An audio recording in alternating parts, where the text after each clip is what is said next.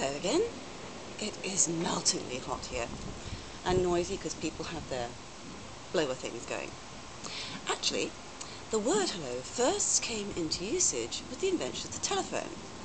The trouble was, when someone picked up the receiver, nobody knew if they were speaking to the king or Emir Sir. The adoption of the word hello helped address this awkward social situation. Following last week's inaugural video, a few people were kind enough to comment. Even more gratifying were a very few personal emails that I received. A chum of mine, chum being an English speaking person, pal being an American speaking person, mentioned that I bore a fleeting resemblance to a minor celebrity, one of those women who is always in the news for one reason or another. Whilst I was deeply flattered, no matter how misguided, as a result, I'm sure that you will notice a couple of significant changes to my appearance, in kudos to that particular celebrity. Before we came to America, I was strictly a Delia Smith fan, but on arrival with PBS, I learned all about Martha Stewart, hence the rather orangey lipstick and the stripy rugby t-shirt, which is all I could manage at short notice. As you already know, I'm very keen on self-help and community service. I suspect that many Americans are blissfully unaware of the rigorous nature of the citizenship examination which we foreigners have to enjoy. Part of the commitment was to promise to be of service to our fellow Americans, on the strict understanding that we would keep our contaminated blood to ourselves. Boo, hoo, moo.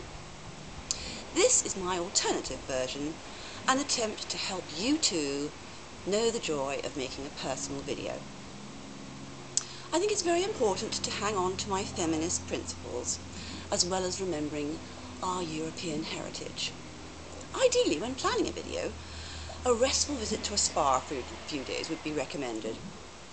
Failing that, we mute insomniacs can rely on our good old friend, the Brillo pad. Good enough. The real deal. Note, once again, the casual use of an American colloquialism. Please scrub responsibly. Comment? Oh. Les singes sont dans l'arbre. Now, where were we? Ah, yes. For today's project, you will need the following: a 12-inch rule, recommended for big heads, or a 6-inch rule for pinheads like me, your choice. A pencil, a standard B or HB works well, but I prefer an F for some fine frugality, as it's always important for us foreigners to put the emphasis on the wrong syllable, all the better to blend in. You will also need a large piece of cardboard, which we Americans call cardstock, for no particular reason that I can fathom. Once you have measured your head, draw a triangular shape on the card to match. Here is one I made earlier. Eat your heart out, Blue Peter. Carefully cut around the lines and put the leadings in a recycling bin or save in a dutifully designated folder for later green use. We have a wide variety of scissors here for the motor challenged, pre-sprung, and even a pair for the lefties. An optional feature would be to remove a small section from the card and cover it with gauze. Thus, once secured in place, ta-da!